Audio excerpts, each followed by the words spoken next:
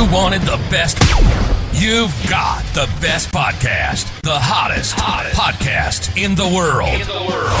The Chris Voss Show, the preeminent podcast with guests so smart you may experience serious brain bleed. The CEOs, authors, thought leaders, visionaries, and motivators. Get ready. Strap yourself in. Keep your hands, arms, and legs inside the vehicle at all times, because you're about to go on a monster education roller coaster with your brain. Now, here's your host, Chris Voss. Hi, folks. Chris Voss here from thechrisvossshow.com, the chrisvossshow.com. Welcome to the big show there, folks. Hey, welcome to the big show. We certainly appreciate you guys coming by. Thanks for tuning in, as always. You guys are the brightest and best audience in the world. Have I ever told you that? Have I ever kissed up enough to you? You guys are. And don't let anybody ever convince you otherwise. If you meet people and they go, you are not the best audience in the world, just look at them funny and ignore them and keep moving. So there you go. We certainly appreciate you guys coming by. And the best way to be one of the best audience members of the guest is not only to laugh, enjoy the show, bathe in the brilliance of the show, the intelligence, because when you bathe and take in the brilliant authors, the minds that are on the Chris Voss Show, none of them are rich me. That's why we have guests that are brilliant.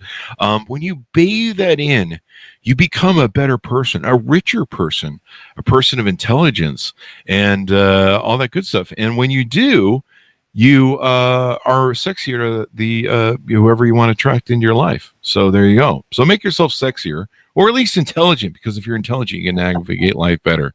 Can I sell this any harder? I don't know. Funny. So this is the game we play. Anyway, guys, welcome to the show. We certainly appreciate it. As always, refer the show to your family, friends, and relatives so you can get more of that bathing sexiness. YouTube.com/Chris Voss. What else is there? Goodreads.com/Chris Voss. LinkedIn.com/Chris Voss. We're trying to be cool over there on the TikTok, and it's not working. So go over there and, I don't know, tell us how not cool we are, but at least follow the channel. Today we have another amazing mind, author, brilliant book that she's written on the show. As always, we have the most brilliant people. We're putting out 2 to 3 shows a day, people. 14 years we're going on and over 1,400 podcasts. What more do I need to do to entertain you people? She's the author of the latest book that came out August 2nd, 2021. Elaine Broun is on the show with us today. Her new book, I'm going to try and say this with a Spanish accent, Carrasco 67, a harrowing tale of an imperialistic pig. It might be a biography of me. Did I say that right, Elaine? Did I get the Spanish lingo there? You're very close. You're very close. Give me a correction so I have it right. It's Carrasco 67. Carrasco 67. There we go. Elaine is with us on the show. As you can tell, she's there in the background. She's going to be joining us, and evidently people are already messaging me. They're excited to hear from her. Elaine is a wife, mother of 4, and grandmother. She has lived in many different countries, speaks several languages, loves to travel, read, collect antiquities, and presently lives in Texas. She's always been fascinated by people and how their life journey influenced them as a person. That's why we do the show, because I love that too. I'm always like asking people, like, what made you and what was the journey you went on and what did you learn? And thereby our audience is smarter from their lives. She traveled as a child all over the world. She saw sites such as the ruins of Machu Picchu in Peru, the Mayans in Mexico. I mispronounced that, didn't I? That's why you're laughing. Machu Picchu. No, I flunked kindergarten. She climbed I through flunked keeping a straight face on that one too. I flunked kindergarten. And my teacher didn't like me. I mean, what teacher does like me anyway? She's been through the catacombs of a 14th century church in Brazil. Her love of history was introduced to her by her father, and she shares it together with him to this date. Welcome to the show, Elaine. How are you? Hi, good. Thank you.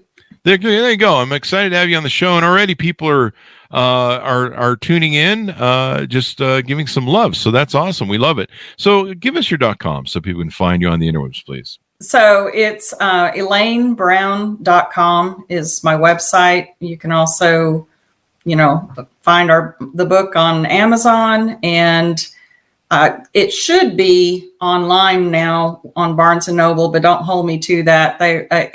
There's been some issues on that one, but we're trying to get it all resolved. So yeah, it's always a fight to deal with some of the off brands Oh, yeah. they're like, we want your cover different than the other covers, and you're like, why can't we get all on the same page on this one? It's kind of Right. like those plugs for electricity. You go over to Europe and you're like, can't you just all agree on something? But I mean, the French and their cheese. What are you going to do? So tell us a little bit about your origin story. What motivated you to want to write this book? And I believe this is your first book as well, isn't it? Yes, it is my first novel, and then which is based on a true story. And I'm currently working on my second one that'll be out in fall of 24 is what it's slated to be. Basically, the story was knowing the family and back when. So it was something that we knew about, it was touched on, but it wasn't allowed to be talked about, so to speak. It was something that I always wanted to tell the story. And so it took years, let's put it that way. It took years to get Peter Gray to even talk about it.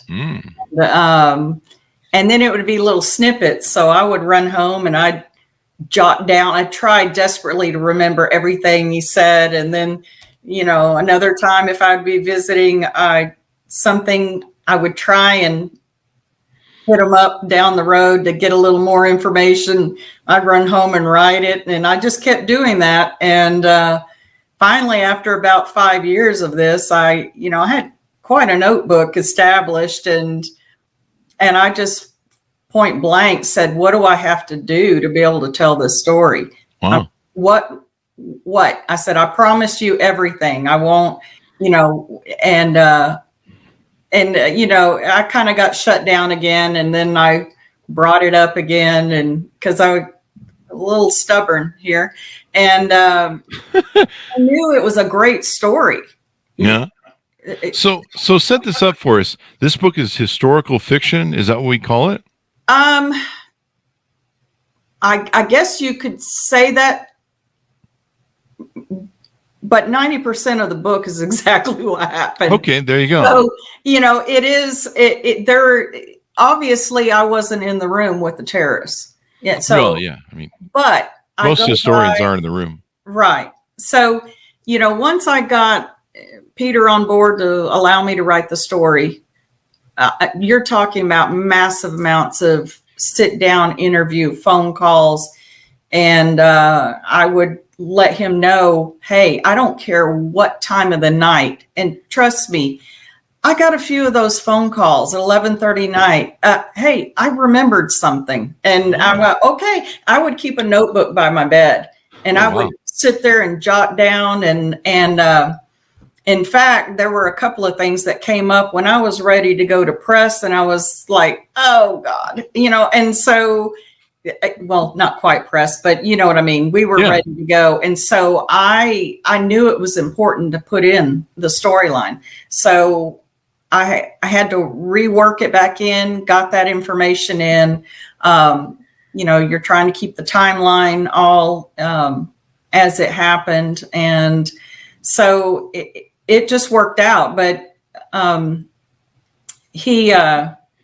the thing was, I ended up, having to write the book under a pen name. Okay. I'm okay with that. I'll do that.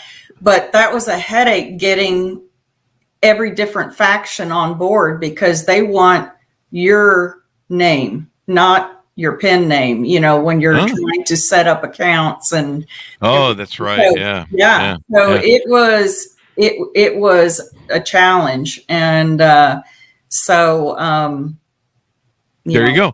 Yeah. So let me ask you this. Let's flesh this out some more. How old are you when you first come across the story? Where are you at? What is the setting to this? So we can kind of get a contextual feel for that. The story came back in the 60s. So I was very close to the children of the family. Mm-hmm. So that's kind of where that came about. So And what was your next question on that one? I'm just trying to paint a picture of like how old were you? Where was this at? What country are you in? What We're in Uruguay. In Uruguay. Okay. Yeah. All right. So we got to know the family and very well, and it ended up being one of those things where it's absolutely mind-blowing on, as you know, you're dealing with your own turmoil with what's going on in the country at the time. Mm-hmm. So and then not to mention what's going on with the family. And so over the years, I wanted this story to be told, but, as I got older and really sunk in and was be able to really absorb everything, and you see the stories that are out there, the stories that you read, I've always been an avid reader. And so, that was, it just kept resonating back that this is something that needs to be told. And then not to mention Paula Gray, which was his wife, she used to tell me one thing repeatedly all over and over, and that was, no one will ever know who I am, but I want them to know my story. I want them to know what we went through. There you go. So give us a 30,000-foot overview of the book, and let's start with that. Okay. So basically, Peter Gray had had come from Brazil and moved to Uruguay, and to take over being a partner and leader of one of the biggest branches in Uruguay. And he worked for a company that was internationally one of the top 2 accounting firms in the world. He was basically their golden child, so to speak. He was one of the youngest men in their profession that had ever risen to the level that he had and the power that he had at that point. And so he was very respected, and he and his wife were just, I hate using this term, but they truly were the power couple of, that their little world, so to speak. They were very well received. They were very well known. They were absolutely a handsome couple. I mean, that is not understated at all. So they just had a natural way that people just liked them. He was very unique for his role. He was extremely respectful to employees, to women, which is unheard of. A lot of men are just, back in those days where it was very much the macho mentality. And so for him to come over and show respect, boy, he had people all over that company just, loving him. So, so back to the point, he set off to get different clients, important clients. And he was working with another company and had invited one of the CEOs over. And he came to his office and he noticed a guy that was working for Peter. And so he just waited, Peter didn't think much of it. And he went back to his office and gave him a call and said, I want you to come to my office tomorrow. And I need to talk to you. So he ended up going there the next day thinking they were going to be discussing business and all that. And then that's when it opened up. He goes, how well do you know that man that I pointed out to you? And he goes, well, he's had great references. He's been working with us for a while. And he that's when he threw that bombshell on him and said, he's a Tupamaros. Oh, what is that? That is the urban guerrilla. Oh, wow. Yeah. They were in that, he was a full-blown terrorist. They courted them starting in college, most of these guys, and even women too. And because they wanted intellectual people that could move into different companies, all factions, from the police department, doctors, lawyers, you name it. They wanted somebody in all factions that had that leftist mentality. And so they would court them. They would infiltrate. They would make money for the cause. They would make their own salary, but then they would also find out all the back ends and snoop, and then they would start embezzling people. Extorting and stuff like that. Right. So he went back and talked to his company lawyers, and they advised him. Now, I did it a little different in the book, but they advised him to observe him for a while. And so that's when he, at that time, Peter knew something was up, but he couldn't put his finger on it, but he was getting close. And then that was the defining moment, was realizing through this conversation with the other gentleman that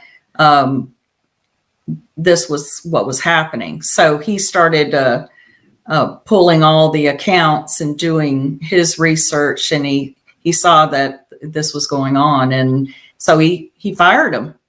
Wow. And then the nightmare started. Sounds like that scene in Casino where the dude fires it's not the same, but you remember how he fires the nephew of, I don't know, whoever runs the gaming board or whatever? Yeah. Like, do you know who my dad is? But that's a whole different level of, stuff that goes on in these South American countries. I mean, right. There's, kidnappings, murder, extortion, all that sort of crazy stuff.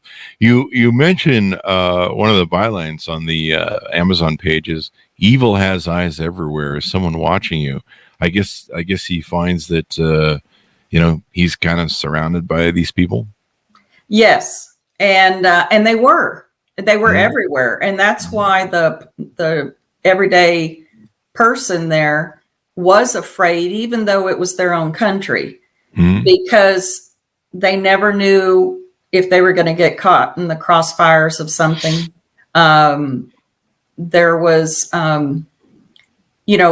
originally this started, their group, the Tupamaros, evolved from wanting to help the underdog. And so it did start out as a liberal group wanting to help your everyday poor person and this sort of thing. But as they were rising to power, for lack of better description, they ended up becoming greedier. And then as in every faction that you have, that where people are a little bit off, you'll have those that have more violent tendencies, and it ended up becoming morphing into an extremely violent situation. Now, their tactics for kidnapping and things, people wonder, well, why wasn't there a lot of shooting and this and that and the other? Well, they got into the hobby of bombing things. That was pretty big, I would think. Yeah, just a little bombing, like just a little hobby. Alley, where kids were there all the time, those sorts of things. But they wanted to remain anonymous, so they didn't want to put themselves out. If you're out there shooting and doing all these things, you're bringing a lot of attention. What they're wanting to do is continue working undercover, so to speak, and stealing and from various things, and also making money off of ransoms. So if you're letting yourself be known, you're not going to be able to do these tactics. That's true. So they tried to go undercover, so to speak, all the time on everything. So with this family, it immediately became that mental torture. Wow. And that was one of the things they did. They tried to break people down. And so a lot of things that went behind the scenes for different factions were scare tactics. And they would break people down. They would get them exhausted, not allowing them to sleep at night, trying to mess with them, get them so scared that they would end up just caving and giving people what they wanted, or, or giving up on whatever stance they had, There you go. Well, what do you feel was really drew you to the story, and what do you feel makes it so compelling for readers? The compelling thing is everybody sees those dramatic movies where it's, a little bit incredulous on a lot of things, but then other points can be but we're very complacent in our day-to-day lives here in the U.S. We don't see those, things going on around you. And yet things like this really happened. And it happens in a lot of countries. And these stories don't get out primarily because people are afraid. And they're afraid for their family members. They don't want, so they choose to keep these, stories quiet. In this family, they had one person that helped them out tremendously, and he's probably, besides the dog, the only real name in the book that I put was Dan Mitrione. And God, that guy had a incredible background. He immigrated from Italy to the U.S. He did everything. He was a police officer. He was in CIA. He was in the FBI, that sort of thing. Wow. That's kind of what got him overseas in the Latin American countries, because of all the, without getting, heavy into too much boring data here. There was a lot starting in Cuba. Everybody kind of knows what was going on in Cuba, going on in Bolivia, all the unrest and all that sort of thing. So there was a lot of guerrilla tactics that needed to be suppressed. And hence, here comes Dan Mitrione. He was down there in South America to teach counterinsurgency techniques to the police. And in a straightforward message was torture techniques for interrogation was actually what he did. And so it wasn't a pretty thing, but at the time it was necessary. And the Tupamaros were, they had it down to a system where only the head person knew who the head person of the next level. And there was usually, they had cells is what they called them. And there was like 7 people per cell. And there were usually 2 people running that group of 7. So those 2 didn't know who each other were, but the head guy did. So that way, if they were caught, it stopped there. They couldn't find out who the next. So the 7 that were in that cell didn't know who each other were. So it was very clever how they were able to pull off all of this. So it was one of those things where when you get in a mindset of terroristic people, you're dealing with a whole breed that your normal everyday person doesn't know how to deal with. And so this family just was in a middle of a crapshoot. I hate saying that, but that's probably the best way to say it. They weren't prepared for what was ahead of them. And so Dan Mitrione came into the faction and spoke at some men's event for international businessmen. And so Peter Gray ended up reaching out to him and saying, hey, this is what's going on. And their relationship grew. And Dan took a personal role in helping this family out. There you go. There you go. So it's quite interesting story. I mean, I remember I had one gal who worked for me, and her father had been one of the ambassadors to one of the South American countries, and the stories that she would tell me that would go on there with the leftist gangs and stuff, the leftist terrorists, leftist guerrillas, were extraordinary. I mean, one time the Secret Service whisked them away from a mall, and as they were driving away, things started blowing up behind them. Wow. They would tell me about how the elite people or the rich or the government people who run the government, they have special schools that have like ultra security to them and other things. And it's crazy what goes on there. And then security wise, and I mean, things can go downhill and the stuff's all around you. So it's kind of a tight adventure. This is what drew you to the story? What first piqued your interest in it? What made you go, I really want to talk about this? Well, what piqued was flat out the insane events that they were going through. I mean, he, like back to Dan, he's the one that said, hey, you need to carry a gun on you. And so he hooked them up with a gun. And then he started showing them how to carry himself, how to look out for anything. So those sorts of things, I'm a big fan of action films and all that stuff. So I love all that sort of thing. And so he was, he had been in the Brazilian army, so he knew his way around guns, but, that wasn't his everyday life. He was a businessman. So Dan ended up hooking up with stuff, and then he realized you need more. You need it in all corners of your house, so that way you can get to them. So over time, he gave them more, and then he got the police involved, and then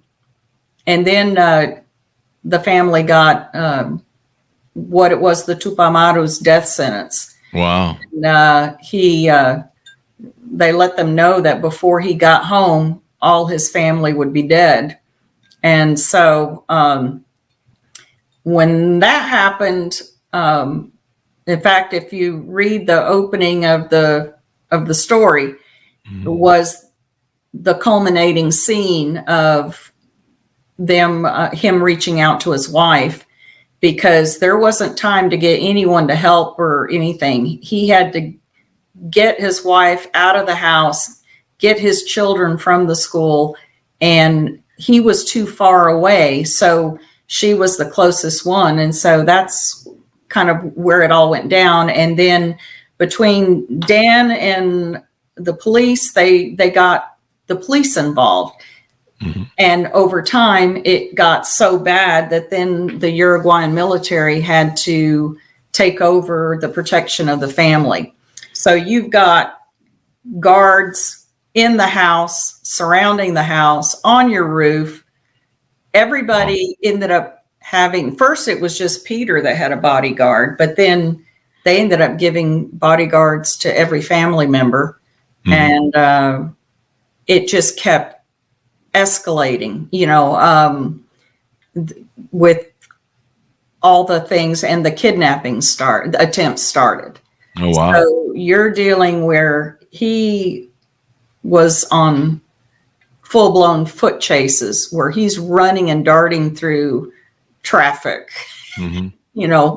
doing like you do in the movies, where one time he kind of half rolled over the hood of a car because he was trying to get away.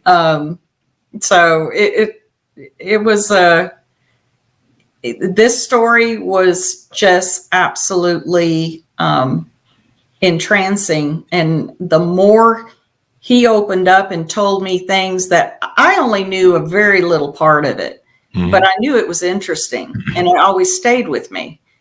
But speaking with Peter and what I call the interviews and talking.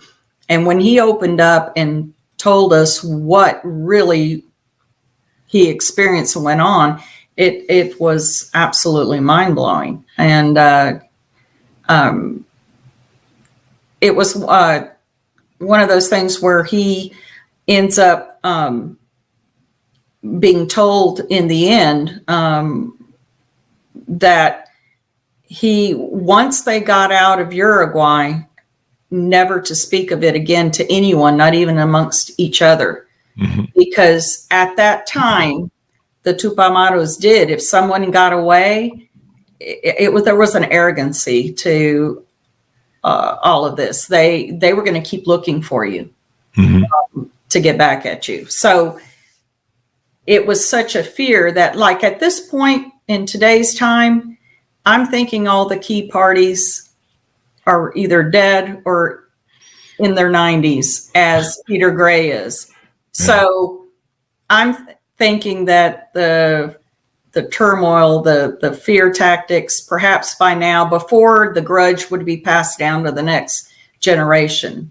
Mm. But at this point, I don't believe that's going to happen anymore. So there you go. On the cover, there's an airplane. Right. Do you want to tease out any insight to that? We want people to buy the book, of course, to be able to read it and right. What really happens. But any tease out you want to do to that? And the tease out was basically it's how they escaped, and they escaped in the middle of the night. They had a convoy that took them out. I'm telling you, I mean, they had the streets lined with military watching, and they had it all pre-set up before they removed them from the house. They actually pushed the cars way out into the main road before they started the motors, just in case someone in the neighborhood was a squeal. Or a squealer or whatever. They truly didn't. That's how crazy that's how the people were so afraid during those times, because you didn't know your most innocent neighbor could be a Tupamaro. Yeah. Even the military guys could be, traitors. Yeah.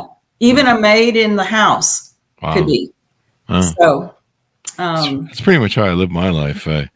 I have someone who drinks my coffee for me in the morning to test it and stuff. So there you go.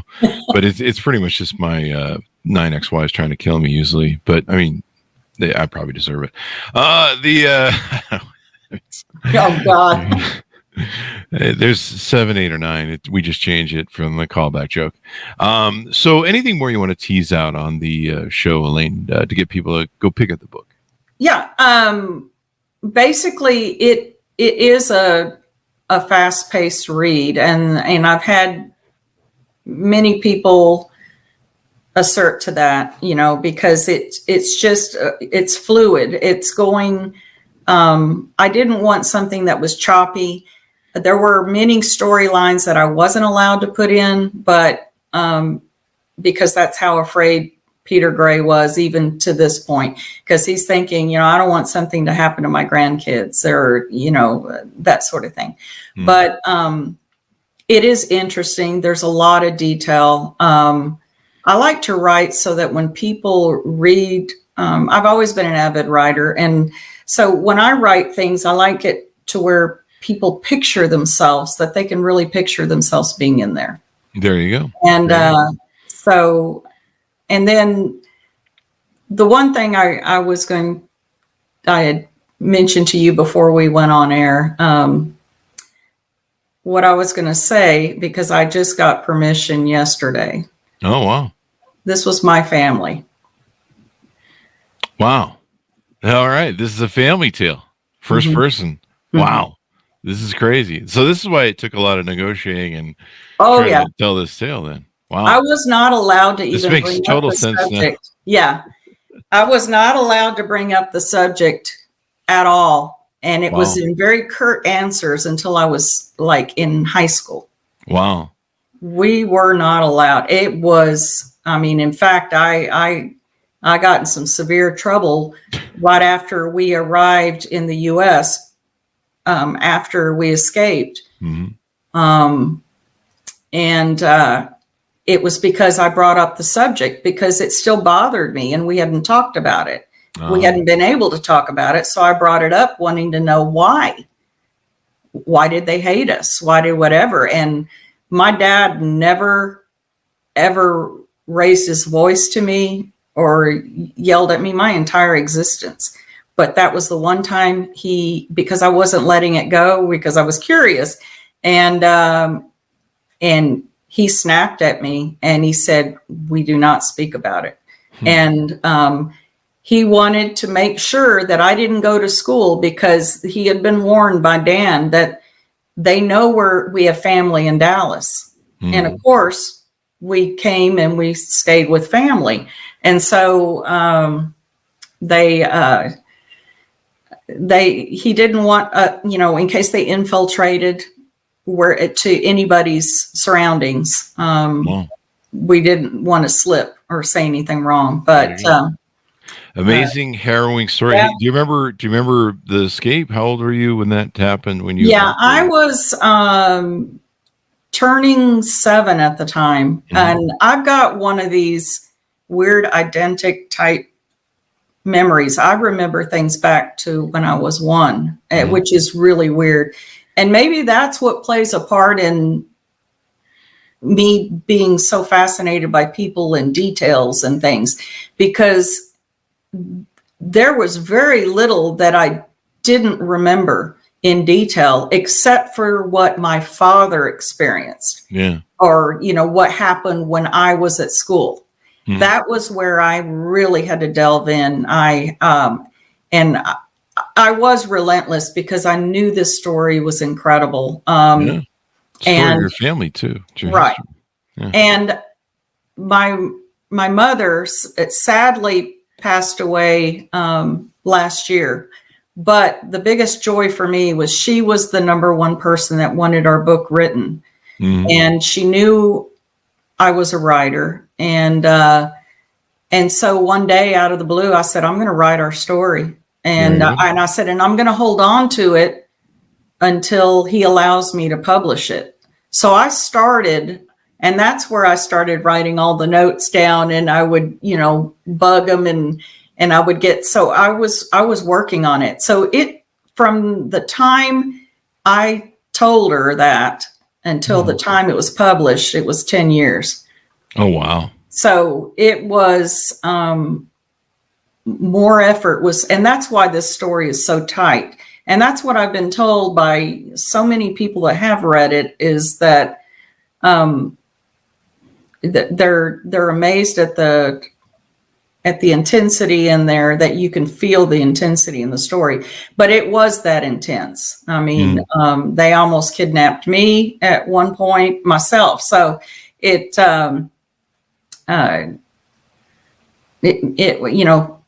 and sadly, Dan was murdered a few months after we left. And, oh, wow. Yeah. So he was caught. So there you go. So extraordinary story. I imagine growing up, one of the reasons this was prevalent in your mind, correct me if I'm wrong, but you're feeling the tension in your family. You don't maybe understand fully what's going on. You don't have the bigger picture. And of course you're a child, but you can feel the tension. You can feel that there's something going on. You're just like, why is everybody kind of on pins and needles or wound up? And that's probably why it made a real difference in you. And of course, probably a lot of that emotion and tension translated into the story to kind of create this historical thriller of your family. So quite extraordinary. Anything more final thoughts you want to? Well, it's not normal for a kid to look out the window and watch them checking the guards checking for bombs under your dad's car to start your day. Those sorts of things. To watch your dad packing his gun. To all those things that just totally blow away your innocence and your sense of security. And so there's a lot to be had with the story. I hope everyone enjoys it. It was a labor of love. And I'm hoping something will come of it one day. I would like to see it on the screen. My mother wanted that, and if I have it on one producer's desk, but I'm one of many, so Yeah. it can be there for a long time. You never know, but maybe one day. There you go. Maybe one day. These movies always make for fun. People love watching, these sort of things, tension, thrillers, et cetera, et cetera. Yeah. Elaine, it's been wonderful to have you on the show. Thank Give you. us your .com so people can find you on the interwebs, please. It's ElaineBroun.com. And so that's my pen name. And so this book will be interlaced with that for a long time. But Elaine, is my middle name, and Brown was a misspell on my maiden name. So that was kind of where that came. I wanted it to be still a part of me. So that was where that came from. So, but my dad is in the 90s. He's doing great. He's still active. Sadly, he's sad because he lost the love of his life, but he's very proud of this book. He's still very leery about me going live saying who I am, but hopefully no hard feelings. No hard feelings. There you go. Yeah. Well, thank you very much, Elaine, for coming on the show. We really appreciate it. Thanks to our audience for tuning in. Be sure to order up her book. Give me the title one more time. So that it's Carrasco 67, A Harrowing Tale of an Imperialist Pig. And you'll find out what the meaning behind the imperialist pig is when you read the book. It'll make sense. So there you go.